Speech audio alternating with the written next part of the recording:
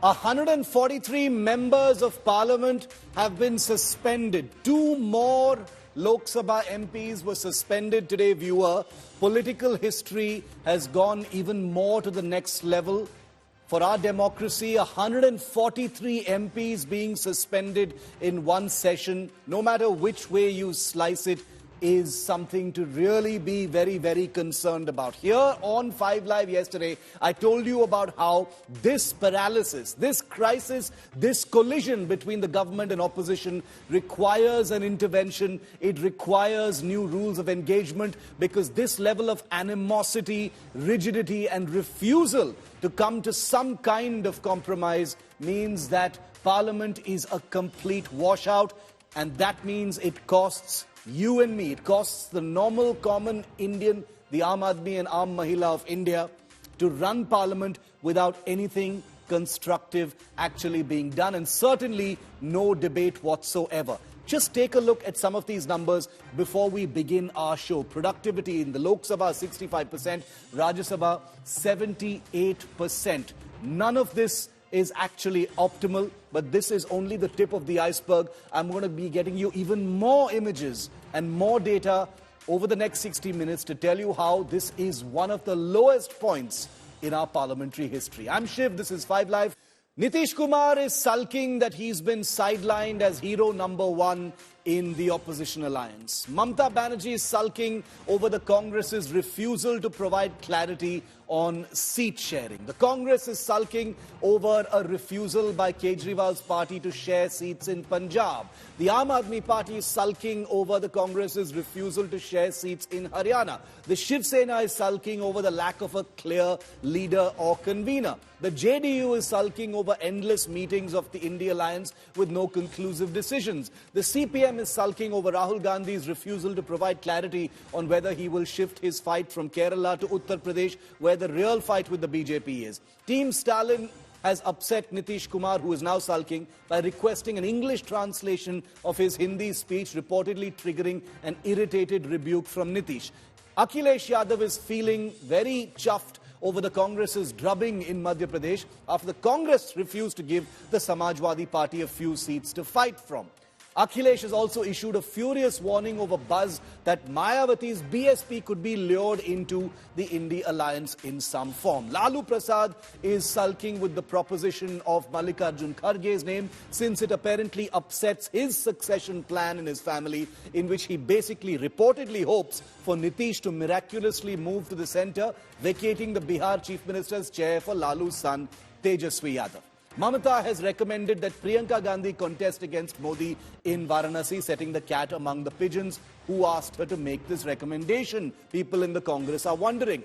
Nitish Kumar is still sulking over the fact that his misgivings over the alliance's name were overwhelmingly ignored by the 27 other parties. The Hindi heartland parties are sulking over the sticky position the DMK has thrust them in with the Sanatan Dhan comment by Udayanidhi Stalin, a controversy that gave the BJP a juicy weapon in the recent state polls.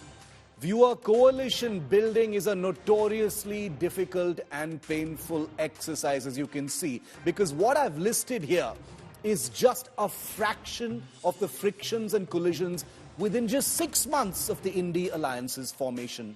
What we've seen since June, when the first meeting of the alliance was held, has been overlapping egos, ambitions, suspicions, hypersensitivity and hubris being violently forced to sit at a table and talk as equals. Erstwhile enemies forced to put their sense of pride aside and break bread together. For any coalition to succeed requires nothing short of magic in this country. And the India Alliance is proving this with each passing day. These frictions that keep bubbling to the surface are nothing to laugh about. They are not a source of hilarity or entertainment. Look at the pictures of all these netas at the India Alliance meeting. Many of them seated there are politicians who've gone ferociously head-to-head before. But now they are forced by circumstances to put their feelings on a shelf, at least for the next few months. It's easy to throw a spotlight on all the cracks in this coalition and make light of all these heavy hitters having to pretend to just get along. But let's be clear about one thing. Anyone who loves democracy should be happy that the India alliance is on a bit of a high. Well, you can argue about that. But if you believe a strong opposition is indispensable, then the coming together of all these parties has to be very welcome and welcomed by all. You can call it cynical, opportunistic, desperate, survival tactics, but I would argue that cynicism, opportunism, desperation and survival are, let's face it, probably very, very necessary tools, necessary ingredients in modern political warfare and adjustment. India has seen opposition parties unite several times in the past to make common cause against a larger rival who must be defeated. Whether it was the Janata Party in the 70s or the UPA in 2004, coalitions have worked very effectively on some occasions in the past. But at no point, viewer, in India's history has a ruling government like the Modi government forced such a large number of disparate, warring and contradictory forces to join hands and set aside their differences. It's actually something of a miracle. For this inherently chaotic wagon, staying the course and remaining united is only the tip of a very large and very challenging iceberg. With only weeks to go for the 2024 campaign to begin in earnest, time is not just short, it practically does not exist for the coalition. Not just for the nuts and bolts of seat sharing, which is its own nightmare, but to provide a vision to take to the people of India. Can such a vision be crafted in such a short time amidst all these competing agendas and interests and egos? By reportedly rallying around Mallikarjun Kharge, the Congress president, as a prime ministerial face, has the India alliance essentially contradicted its own recent boast that the lack of a prime ministerial face was in fact its strength? We have so many leaders, we don't need a prime ministerial face. So why is Kharge now being projected? Has the BJP's relentless attack mode forced the India alliance into the kind of presidential style fight that it was hoping to avoid completely? 2024, time will tell, viewer. But where is the time to speak of? That's the big question that faces the India alliance at this point. Well, it's been a day full of protests because, viewer, let's make no mistake. The mimicry by a certain group of MPs outside Parliament may be the big viral moment, but the elephant in the room, the big story, what has triggered all of this is the suspension of 141 and now 143 MPs in Parliament. That's right. Yesterday it was 141. Today, 2 more members of Parliament have been suspended from the opposition, taking the number now to 143. Remember, the genesis of all of this was the security breach in Parliament. The demand by opposition MPs who stormed the well of the House demanding a statement from the Home Minister became the spark that lit the fire that has resulted in a virtually opposition-mukt Parliament. 143 opposition MPs have been suspended. It is way, way a higher number than any suspension of this kind in the past, including what the Rajiv Gandhi government had done in the 80s during the Bofors controversy. Images outside Parliament, inside Parliament complex, near the Gandhi statue and elsewhere shows that whether it is the suspended MPs or the BJP that has sought to make this about the disrespectful, allegedly disrespectful mimicry that was indulged in by certain MPs, this has become a war once again of perceptions. But at the core of the issue is still the unshakable reality that 143 MPs have been suspended from the opposition inside Parliament. हर आदमी अगर अपनी अपनी जाति के लिए किसी विषय पे अगर बोलते हैं तो मेरे जाति को इफेक्ट हुआ तो मेरे जाति को तो हमेशा इफेक्ट होता है। मुझे तो बोलने नहीं दिया जाता है। मैं जो सवाल उठाता हूँ उसको उत्तर नहीं मिलता। राहुल गांधी जो है एक तरफ तो प्यार की क्या नाम मोहब्बत की दुकान की बात करता है और वहाँ पे दूसरी तरफ में पार्लियामेंट के अंदर में बंदर की तरह वहाँ पे वीडियो बना रहा है और वो उपराष्ट्रपति जी का मजाक उड़ा रहा है। मैं अगर उसके अंदर में थोड़ी सी भी अकल होती तो वो वहाँ पे उसको रोकता कि ऐसा करने से उपराष्ट्रपति जी का मजाक नहीं उड़ाना चाहिए, क्योंकि वो भी सरकारों में रहे हैं।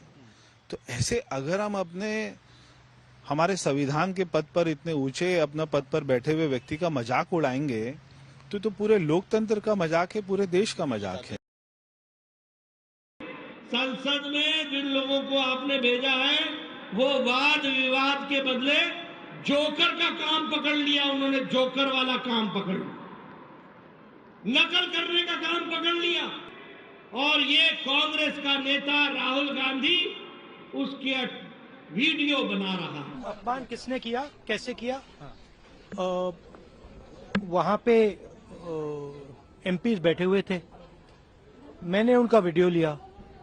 मेरा वीडियो मेरे फोन पे है, मीडिया दिखा रहा है, मीडिया कह रहा है, मोदी जी कह रहे हैं, किसी ने कुछ कहा ही नहीं है। क्यों आप ऐसा बात करते हैं? हम तो रेस्पेक्ट करते हैं सबको ना, एक डिसरेस्पेक्ट का कोई बात नहीं होता है। इसको जस्ट पॉलिटिकली कैजुअली, आपको तो पता भी नहीं चलता अगर राहुल जी वीडियो में तो छवि नहीं तुलता तो। ममता बनर्जी जब प्रधानमंत्री जी को गाली देते थे तो इसको हम लोग कैजुअली ले, 130 करोड़ जनता के सामने प्रधानमंत्री को गाली दे रहे, पॉलिटिसाइज नहीं होगा। प्रधानमंत्री उसको तो सम्मान तो होना चाहिए। 2021 के वोट में जब ममता बनर्जी मुख्यमंत्री थे तब उन्होंने क्या बोला था, दीदी बोल के ऐसे कैसे पुकारा है, तो महिला को ऐसा बोल रहे हैं। उन्होंने वो स्टेटमेंट को पॉलिटिसाइज किया था, तो कैजुअली लेना चाहिए था उसको। तब खुद के बारे में जब होता है तो तुम कैजुअली नहीं लोगे, पॉलिटिसाइज करोगे, पॉलिटिक्स करोगे इसको लेके। जब प्रधानमंत्री जी के, राष्ट्रपति जी को, उपराष्ट्रपति जी के बारे में होगा तो हम इसको कैजुअली ले लो। ये क्या है, ये क्या मैसेज जा रहा है पश्चिम बंगाल में? जगदीप धनखड़ की कितनी बेइज्जती करो, मुझे कोई चिंता नहीं है। भारत के उपराष्ट्रपति की, किसान समाज की, मेरे वर्ग की मैं पूरी आहुति दे दूंगा हवन में। मैं खुद की परवाह नहीं करता। मेरी बेइज्जती कोई करता है मैं सहन करता हूं, खून की घूंट पीता हूं, पर मैं ये बर्दाश्त कभी नहीं करूंगा कि मेरे पद की गरिमा मैं सुरक्षित नहीं रख पाया। इस सदन की गरिमा को सुरक्षित रखना मेरा काम है, इस पद की गरिमा रखना मेरा काम है। आप अंदाजा नहीं लगा सकते क्या हुआ है। I have not said either it is Rajya Sabha or it is Lok Sabha, it's a mock parliament was going on. If he has taken on his shoulder, I'm really helpless. Does he really behave like this in the Rajya Sabha? That's my question. I have never any intention to hurt anyone. Dhankar Saab is also in my profession, he is a senior than me. He is also senior advocate, I am also senior advocate. In our profession we never hurt anyone. I did not intend to do it.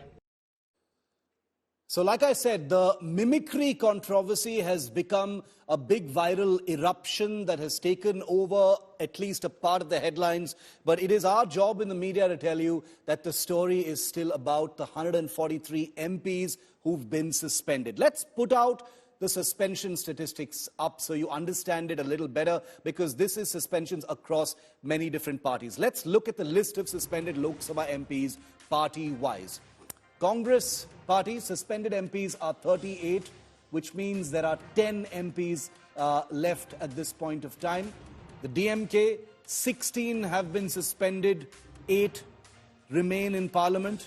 The All India Trinamool Congress, 13 have been suspended, 9 remain at this time in Parliament. The JDU, that is Nitish Kumar's party, 11 have been suspended, 5 remain in Parliament. Sharad Pawar's NCP, 3 have been suspended, including Supriya Sule. 2 have been allowed to remain at this point of time. The IUML, 3 have been suspended. All of them have been suspended. None left in Parliament. Samajwadi Party, 2 MPs suspended.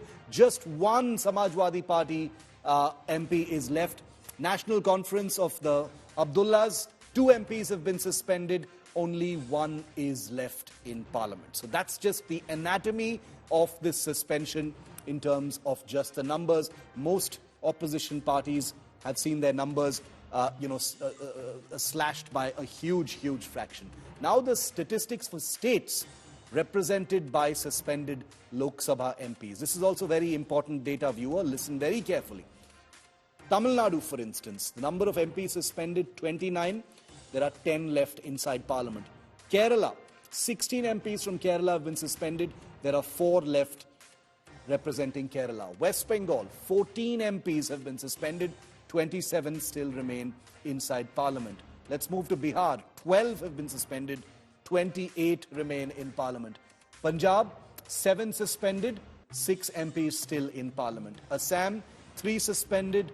11 still in Parliament. UP, 3 suspended.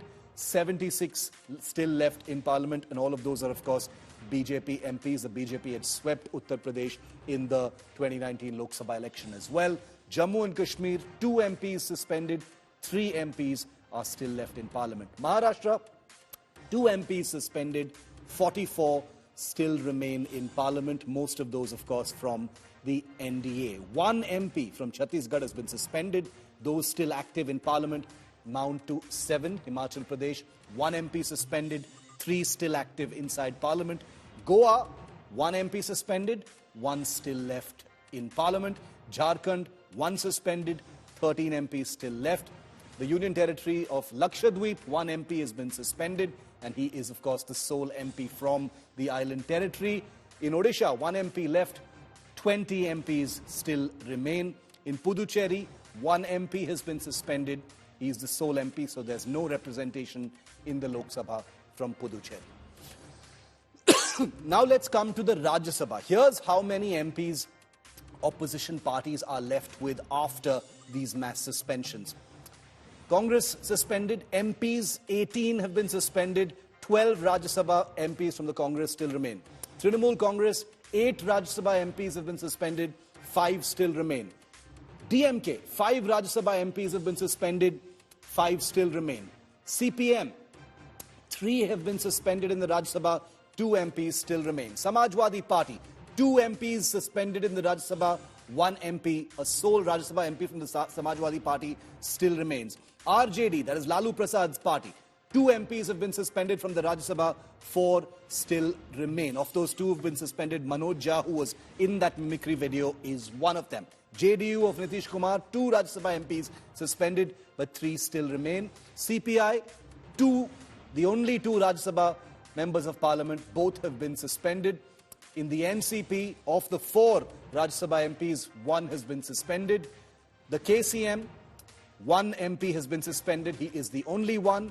In the RJD of Lalu, 1 MP has been suspended in the Rajya Sabha and just 1 remains. So that is really a numerical picture of how many opposition MPs from each party, from each state representation has been suspended at this point of time. Next, let me show you the statewide list of MPs suspended in the Rajya Sabha. The earlier was the Lok Sabha. Now let's tell you about the upper house. West Bengal, suspended MPs 8. Number of Rajya Sabha MPs from West Bengal left is only 8. Kerala, 7 Rajya Sabha MPs have been suspended. There are only 2 left from Kerala in the upper house. This is across parties, remember that. In Tamil Nadu, 5 Rajya Sabha MPs have been suspended, leaving 13 in the upper house. In Rajasthan, there are only 5 MPs left after 4 were suspended in the Rajya Sabha. Meanwhile, in Maharashtra, 4 MPs have been suspended. There are 15 left in the Rajya Sabha. In the upper house in Karnataka, there are 8 MPs left in the upper house, with 4 suspended from the Rajya Sabha. In Bihar, 12 Rajya Sabha MPs still remain across parties. 4 from the opposition have meanwhile been suspended. In Gujarat, 8 have not been acted against yet. 3 MPs still remain. Of course, those are from the BJP. This is the Rajya Sabha we're talking about. Uttar Pradesh, there are 29 Rajya Sabha MPs who've not been touched. 2 MPs have been suspended from the opposition. In Chhattisgarh, in terms of representation in the upper house, 2 MPs suspended, leaving 3 in the house, in the upper house. Madhya Pradesh, 10 MPs still from Madhya Pradesh in the upper house. 1 MP has been suspended. Jharkhand, 1 suspended, 5 still remaining. Assam, Rajya Sabha, 1 MP suspended, 6 still remaining. So that is the That is the numerical picture of what the suspension looks like. Let me bring in India Today's Poulomi Saha, who's had a ringside view of this suspension drama that has played out through this entire week, making it a dubious milestone as far as India's parliament history is concerned. 2 more MPs suspended today, Poulomi, in what is already a record-breaking action in India's parliamentary democracy. Setting aside the narrative war over mimicry versus the issue at hand, what is going to happen next? There are 2 days left of Parliament. You were telling us yesterday it doesn't look like there's going to be any breakthrough. Has that changed? Well, unlikely it will change. In fact, the fact that it all hinged on, whether there would be a discussion finally on the 3 criminal law bills in terms of having the entire opposition strength in the House. So it could, in fact, have the right amount of discussion that, bills as historic as these 3 bills were should have in Parliament. That's unlikely to change because in Lok Sabha, we saw the 3 criminal law amendment bills being passed. There was, in fact, the possibility that there was, some kind of mulling over whether these suspensions could be revoked. But it seems like, the Speaker and the Chairman dug their heels in as far as these suspensions are concerned, sending out a very strong message that, crucial bills and legislative agenda unfortunately have to be passed at a time that the opposition was unrelenting in terms of its demonstrations and disruptions in Parliament. So over the next 2 days, unfortunately, we're not going to see any sort of breakthrough. Very crucial bills still remain, including the CC bill, which was passed from the Rajya Sabha earlier before, of course, the Parliament security breach episode happened. And then, of course, awaits passage through Lok Sabha. The telecommunications bill, again, a very crucial bill, has now been taken up for consideration and passage in the Lok Sabha as we speak. So with a very belligerent opposition, which has decided to protest at Jantar Mantar on the last day of the winter session of Parliament, unlikely there's going to be any sort of breakthrough.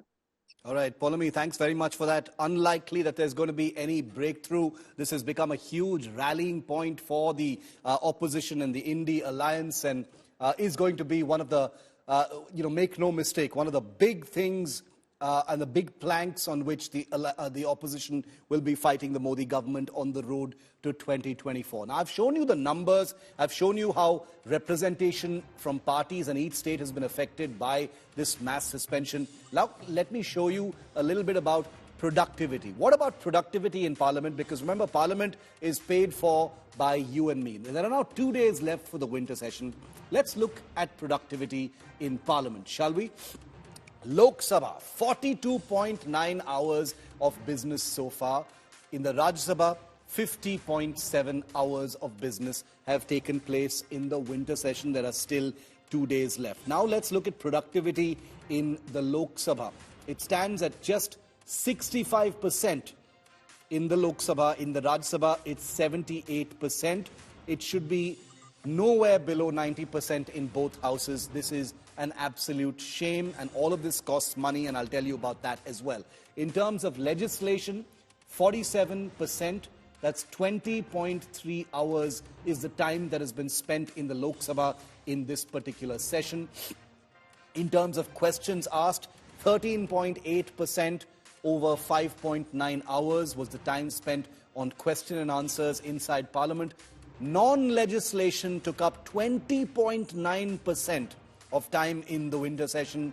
That was about 9 hours of non-legislative business, which is all the drama that you've seen. In terms of financial, 13.2%, and that is 5.7 hours. Financial legislation for the country has just taken only that time. Now let's move to the upper house, equally crucial. Non-legislation took up 38% of the hours. That's 38%. That's 19.3 hours in the upper house in this session was taken up by non-legislation. Questions, 15.8% over 8 hours. Legislation, 39% over 20 hours. So in many ways, statistically, this has been one of the least productive sessions of Parliament in recent times.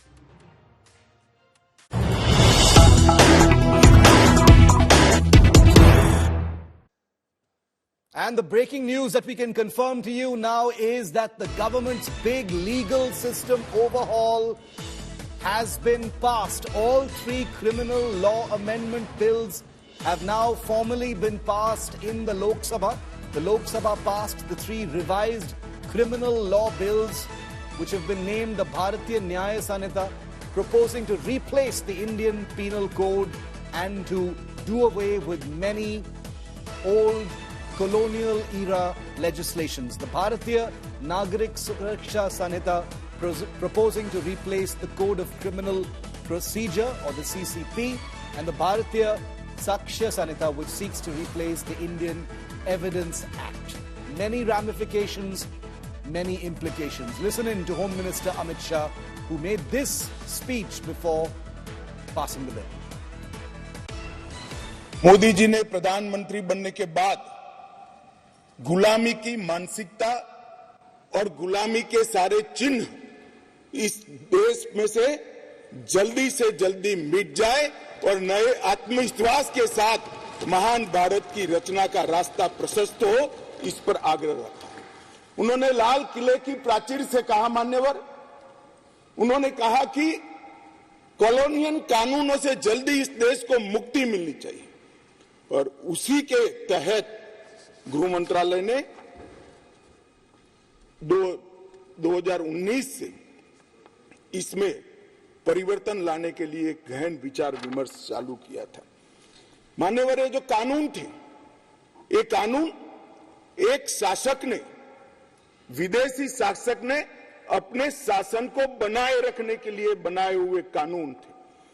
एक गुलाम प्रजा को govern करने के लिए बनाए हुए कानून थे, और इसकी जगह अब ये जो कानून आ रहे हैं वो हमारी संविधान की मूल 3 चीजें, व्यक्ति की स्वतंत्रता, मानव के अधिकार और सबके साथ समान व्यवहार, ये 3 सिद्धांतों के आधार पर बनाए जा रहे कानून है।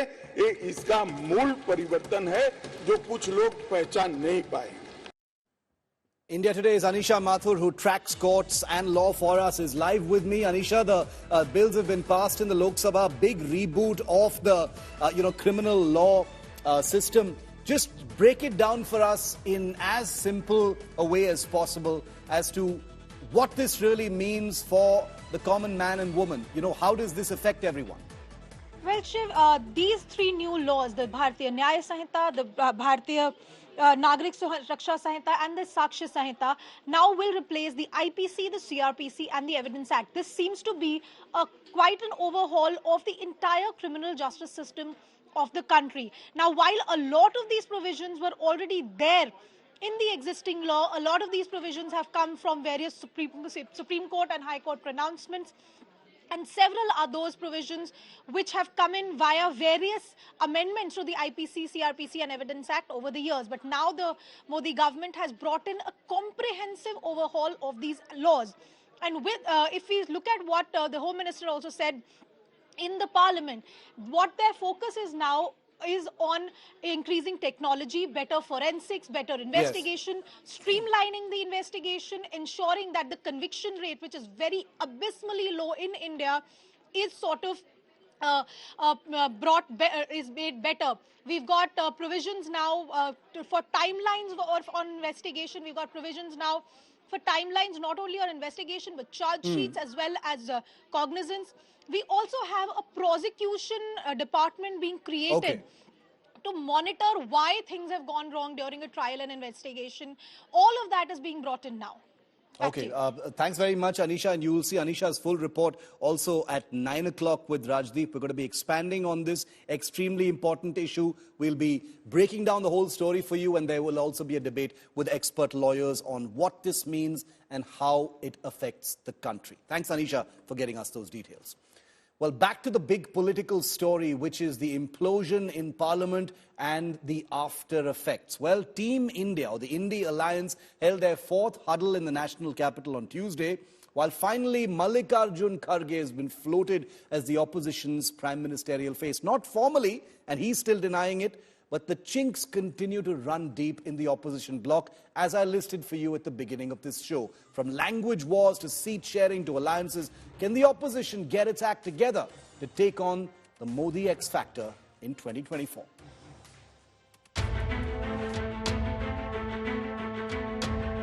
Over 24 opposition parties with the shared goal of removing Narendra Modi, but the India bloc is witnessing massive rumbling with just months to go before the general polls. Multiple differences have cropped up in the opposition grouping, making the Modi Hatao task even more formidable.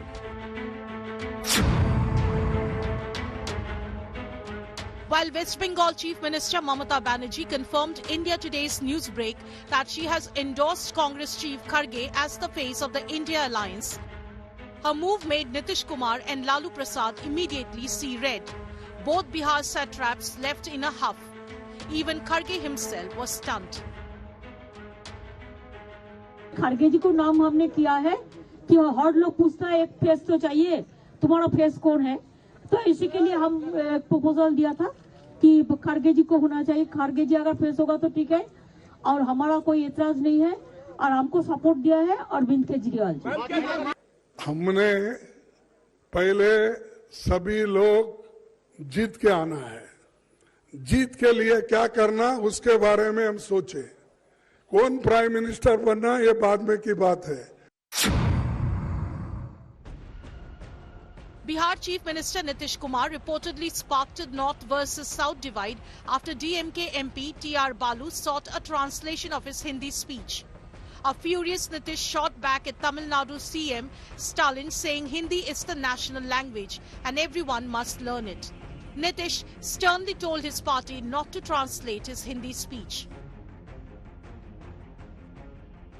Just to clarify, on the record, we don't have a national language in that sense that that some people have misunderstood it. We have an official language which is both Hindi and English, and the work of the union is conducted in the language of each state. Malayalam in Kerala, Tamil in Tamil Nadu, Hindi in Bihar, and either English or Hindi can be used as a linked language for communication. That's the way this country has been functioning. So it is not a Rashtra Bhasha, it is a Raj Bhasha. There is a big difference. SP Chief Akhilesh Yadav was upset after reports of Mayawati being invited to the India bloc. The Samajwadi Party chief served an ultimatum asking Congress to choose either him or Mayawati. देखिए, इनका गठबंधन ये तो स्पष्ट है कि चलने वाला इन लोगों का नहीं है. ये आपस में लाठी चलाएंगे और आप देखते रहिएगा, जस जस चुनाव नजदीक आता जाएगा वैसे इनकी दूरियां भी बढ़ती जाएंगी. Mamata sparked a face-off with Samajwadi Party after reportedly suggesting a Priyanka versus Modi fight in Varanasi. SP hit back, saying it has the sole right to decide UP candidates. Congress को भी अगर बड़े वो राष्ट्रीय रोल में सामने हैं तो उन्हें अपनी लाइन क्लियर करनी पड़ेगी कि वो क्षेत्रीय दलों के बारे में क्या सोचते हैं. और जब जिम्मेदारी एक बार माननीय अखिलेश जी को दे दी गई कि वो उत्तर प्रदेश में तय करेंगे कि कौन कहां पे कैसे होगा, क्षेत्रीय दलों का कैसे सामंजस्य बनेगा, तो उनके ऊपर भरोसा किया जाना चाहिए.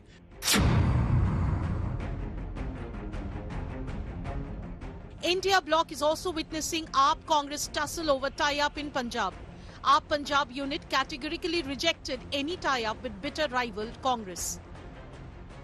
ਹਜੇ ਤੱਕ ਸਾਨੂੰ ਇਹ ਕਿਹਾ ਗਿਆ ਹੈ ਕਿ 13 ਦੀਆਂ 13 ਲੋਕ ਸਭਾ ਸੀਟਾਂ ਦੀ ਤਿਆਰੀ ਕਰੋ ਜੀ, ਸਟ੍ਰੈਟਜੀ ਬਣਾਓ, ਕਾਸਟ ਕੰਬੀਨੇਸ਼ਨ ਨੂੰ ਧਿਆਨ ਰੱਖਦੇ ਹੋਏ ਕਿ ਸਾਰੇ ਲੋਕਾਂ ਨੂੰ ਰਿਪਰੈਜ਼ੈਂਟੇਸ਼ਨ ਮਿਲਣੀ ਚਾਹੀਦੀ ਹੈ. ਸੋ ਉਹਦੇ ਤੇ ਮੈਂ ਕੰਮ ਕਰ ਰਿਹਾ. ਸੋ ਪੂਰੀ ਤਿਆਰੀ ਦੇ ਨਾਲ ਕਾਂਗਰਸ ਪਾਰਟੀ ਅੱਜ ਦੀ ਤਰੀਕ ਦੇ ਵਿੱਚ 13 ਦੀਆਂ 13 ਲੋਕ ਸਭਾ ਸੀਟਾਂ ਲੜਨ ਜਾ ਰਹੀ ਹੈ. The nascent opposition group is yet to decide seat sharing, common poll manifesto and a face to take on Modi charisma, leaving allies like Shiv Sena and JDU jittery and targeting Congress over inordinate delay. Bureau Report, India Today. The 1993 Bombay blasts in which 250 people were killed has been linked to Dawood Ibrahim, India's most wanted terrorist. But who was it who actually executed the attack? It was this man. If you don't recognize him, that's Tiger Memon, the 1993 Bombay blast mastermind. You've only ever seen maybe one or two pictures of him. That's the one on the left. But that's what he looks like on the far right. That's what Tiger Memon looks like now. It's a picture that nobody has seen before and that you're seeing here on India Today for the first time, because India Today's Arvind Ojha has accessed this sole picture of Tiger Memon after nearly 30 years. He fled to Dubai. He later shifted base to Karachi. We've also got video of his Karachi villa. These are India's most wanted terrorists of one of the worst attacks on our soil. Take a look.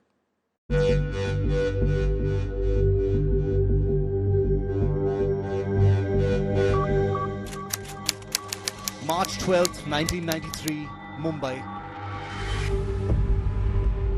257 dead, 1,400 injured. 13 blasts ripped through Mumbai on the 12th of March 1993. The two masterminds, Ibrahim Mostar, Abdul Razak Memon, or Tiger Memon, a key member of the D Company, and Dawood Ibrahim. वो लोग दोनों मिलके उन्होंने ये पूरा plan बनाया था, लेकिन ये मुख्य एग्जीक्यूशनर था। इसने सारा जो कॉन्स्पिरेसी था उसका अंजाम टाइगर ने दिया था। प्रॉपर्टीज रीडेवलप करने में का उसका बिजनेस है, उसकी पूरी आइडेंटिटी बदल दी गई है, उसको नया नाम दे दिया गया है। For years, this was the only image of Tiger Memon that the world had ever seen. But today, for the first time, India Today reveals what this terrorist looks like now. India Today has accessed Tiger Memon's latest image. The terrorist responsible for the 1993 Mumbai explosions had fled to Dubai. Pakistan's ISI played a role in relocating him to Pakistan thereafter. Since then, Indian intelligence agencies have been pursuing Tiger Memon, now 63 years old. Pakistan has consistently denied his presence within its borders. वहाँ defence housing society है कराची में, वहाँ वो रहता है। पहले तो ISI के संरक्षण में रूफी कॉटेज में पूरा परिवार को ठहराया गया था। उसके बाद वो लोग घर बदलते रहे। India Today has not only obtained his latest picture from highly placed security sources, but also visual evidence of his sprawling villas in a plush neighborhood in Karachi. According to India's National Investigation Agency, Memon has two homes in Pakistan's commercial capital. We take you to his first hideout in Karachi, located in the city's Defence Authority housing colony, one of Pakistan's most protected neighborhoods. Armed guards, surveillance cameras, soldiers constantly patrolling the premises. The posh area developed by the Pakistan Army itself. This area is home to high-ranking officers and government officials who share this neighborhood with terrorist Tiger Memon. According to the NIA, Tiger Memon also has another villa in Karachi on Golf Course Road. He maintains an office in a shopping mall. His operations linked to his drug trade in South Africa. According to intelligence sources, Tiger Memon is involved in real estate dealings in Pakistan in collaboration with Dawood Ibrahim and the Pakistani ISI. With Arvind Ojha in Delhi, Bureau Report, India Today. And our Crime Bureau Chief Arvind Ojha scoring this big exclusive, the first picture of Tiger Memon, the executor, the D Company man who actually made the 1993 Bombay blast possible. First and exclusive here on India Today. Arvind, Tiger Memon, Dawood Ibrahim जैसे कराची में ही बैठा है, आपने उसका तस्वीर break किया है। 30 साल बाद ये तस्वीर सामने आया है। टाइगर मेमन अभी भी पाकिस्तान में ही है। नहीं, बिल्कुल, देखिए टाइगर मेमन पाकिस्तान में है और 30 साल बाद न सिर्फ शिव हमने उसकी तस्वीर, जो लेटेस्ट तस्वीर है वो एक्सेस की है, बल्कि हमने एस्टेब्लिश किया है कि वो पाकिस्तान के कराची में पॉश इलाके में रहता है। पॉश इलाका जो डिफेंस हाउसिंग अथॉरिटी है, जो पाकिस्तान की आर्मी डेवलप करती है, क्योंकि पाकिस्तान की आर्मी वहां पर प्रॉपर्टी डीलिंग का भी काम करती है। तो वो डिफेंस हाउसिंग अथॉरिटी जो कराची में है, जहां पर भी वीआईपीज रहते हैं, वहां पर ये विला है जहां पर टाइगर मेमन अपनी फैमिली के साथ रहता है। और सोर्सेज बताते हैं कि कभी कभी दाऊद इब्राहिम, छोटा शकील ये भी इस बंगले पर आते हैं। तो ये कराची के डिफेंस हाउसिंग अथॉरिटी में ये उसका बंगला है। और साथ ही साथ कैसा टाइगर मेमन अभी दिखता है वो पिक्चर भी हमने एक्सेस की है। तो लगातार जो पाकिस्तान है वो इनकार करता रहा है कि जो 1993 मुंबई ब्लास्ट के जो अक्यूज्ड हैं, चाहे वो दाऊद इब्राहिम हो और चाहे ब्लास्ट का जो मास्टरमाइंड था टाइगर मेमन, वो पाकिस्तान में नहीं है। तो फर्स्ट टाइम इंडिया टुडे पर 30 साल बाद हम ये खुलासा कर रहे हैं कि टाइगर मेमन पाकिस्तान में है। वो पाकिस्तान के कराची में डिफेंस हाउसिंग अथॉरिटी जो पाकिस्तान की आर्मी डेवलप करती है, वहां पर एक पॉश इलाके में रहता है। और साथ ही साथ उस विलास से वो एंटी इंडिया एक्टिविटीज चलाता है, ड्रग्स का धंधा करता है, साउथ अफ्रीका के जरिए वो इंडिया में ड्रग्स भेजता है। तो इस खुलासे के बाद देखिए, पहले तो दाऊद इब्राहिम के बंगले की तस्वीरें भी इंडिया टुडे ने आज तक में एक्सेस की थी, लेकिन ये फर्स्ट टाइम है कि जो 1993 बॉम्ब ब्लास्ट का मास्टरमाइंड है उसकी तस्वीरें 30 साल बाद सामने आई हैं। न सिर्फ तस्वीरें, बल्कि हमने ये भी खुलासा कर दिया है कि वो पाकिस्तान में ही मौजूद है, पाकिस्तान के कराची में आईएसआई के संरक्षण में रहता है। और अगर आप देखें इस घर के बाहर बाकायदा सीमेंट की बोरियां लगाई गई हैं, सिक्योरिटी गार्ड खड़े हैं।